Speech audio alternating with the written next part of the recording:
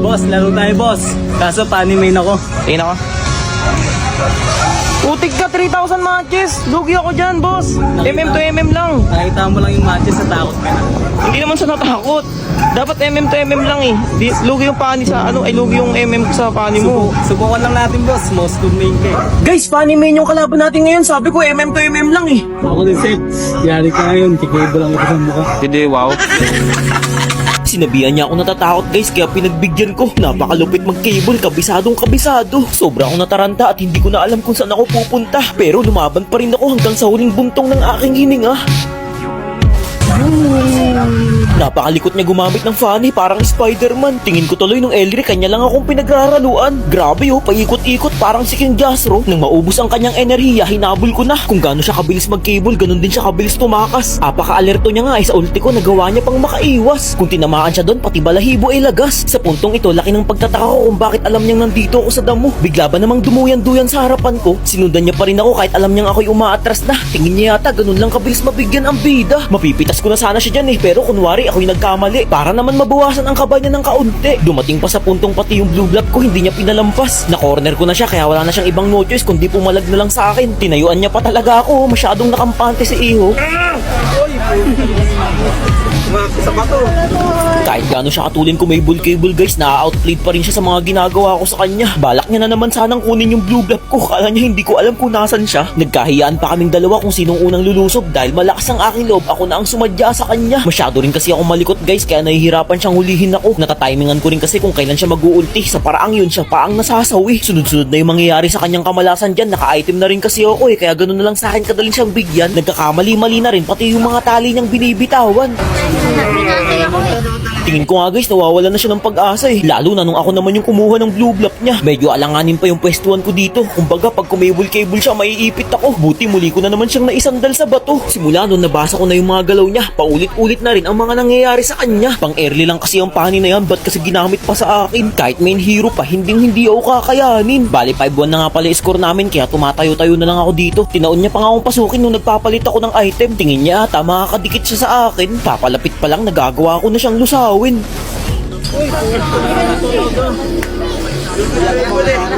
Pagka-respawn niyang muli, wala siyang kalam-alam, nakaabang na yung sibat ko. Kaya't ng aking bitawan talagang salong-salo. Bali, naka-score naman siya guys sa akin kahit papaano. Subalit hindi pa dyan natatapos ang paghihimagsik ko. Hindi na boss. Ayan ako siya. Ayun si Kai. Wala, kulang daw credits niya. Nice game. Wala nang i-present na lang. At ayun na nga guys, hindi niya ako natalo kaya inabutan ko na lang siya ng sticker dito.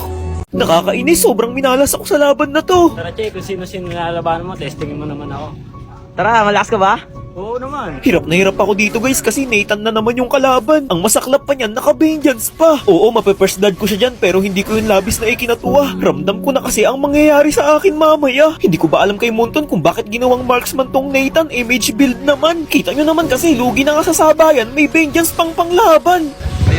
Pero sige, kahit alam kong ako'y lugi, tuloy pa rin. Sakit. Napapasabi na ako ng sakit at hapdi dyan guys kasi hindi ko na kinakaya. Ultimo sa maliliit na farm, ako ini-invade niya pa. Inantay ko lang mawala yung vengeance niya tsaka ako tinangkang pasukin. Nagtiwala ako sa aking inspire pero wala pa rin. Grabe ang kate. Alam kong lugi ako sa sabayan kaya naging play safe na ako. Bahala na kung sabihin niyang ako'y puro tago. Basta ang tangi ko lang magagawa ay dumepensa. Mag-aantay ng tamang panahon para palagan siya. Sinubukan ko siyang gulatin dito.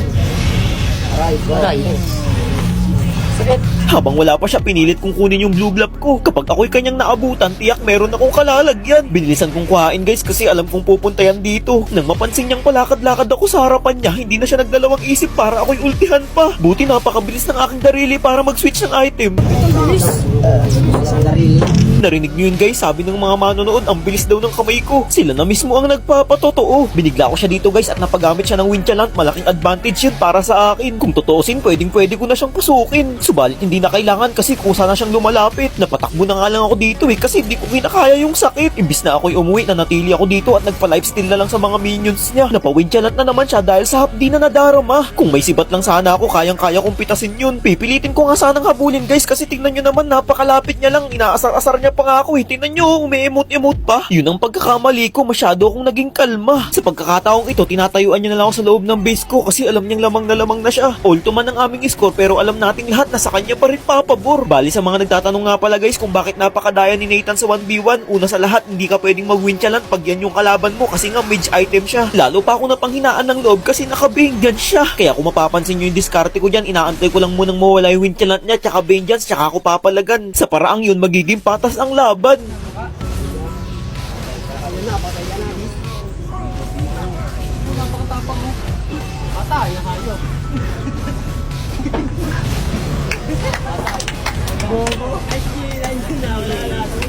Akala ng lahat makakambak ko pa kasi tinan nyo naman 24 minutes na ang nakakalipas. Subalit napakaganda ng flow ng mga minions niya. Imbis na tapusin na nag-death pa ako. Yung may pag-asa ka pa. Bigyan ka pa ng salita. Bigyan pa isang tore.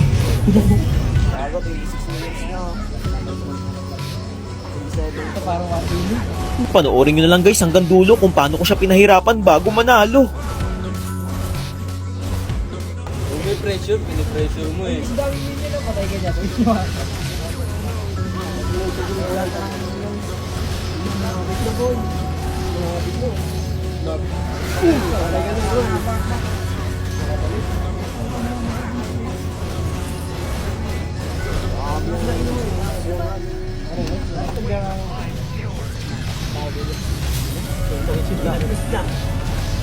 Patay ka!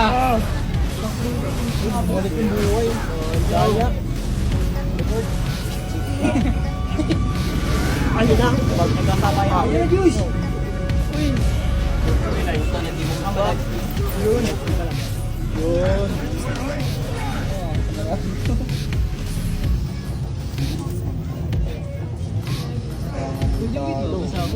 Pares ano eh. Ilang beses na naligong araw. Ayan na. Oh! Ay! Pagbugay! Oh! Patay! Ayan na. Oh!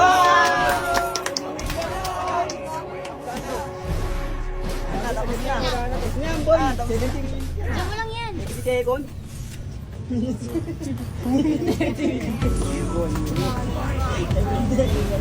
Nakakabahan si Kyle eh. Kahit nababasa na siya ng ulan eh. Malungkot pala. Alam ko masaya. Different yan. Ito mga. Marami ba ba? Yan. Marami ba? Marami. Hindi kaya nyo ba yan?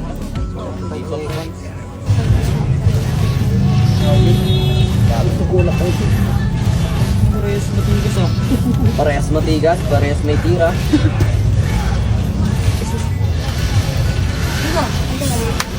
Ayun na! Ayun na! Ayun na! Ayun na! Ayun na! Ayun na! Sayang! Wala pa! Patay mo! Wala na! Walang yan! Sayang!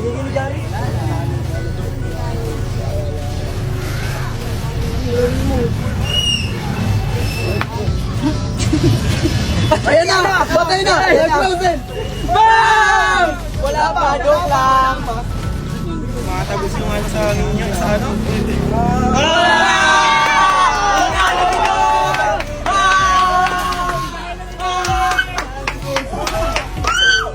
Umuwi ka na! Umuwi na kami! Umuwi ka na kami! Lakas! Lakas na ka boy! Naka-jacket! Lakas yun! At ayun na nga guys, dito ko na-realize na hindi araw-araw palaging panalo. Minsan darating din tayo sa puntong ganito. Si Manny Pacquiao nga natatalo kahit boksingero.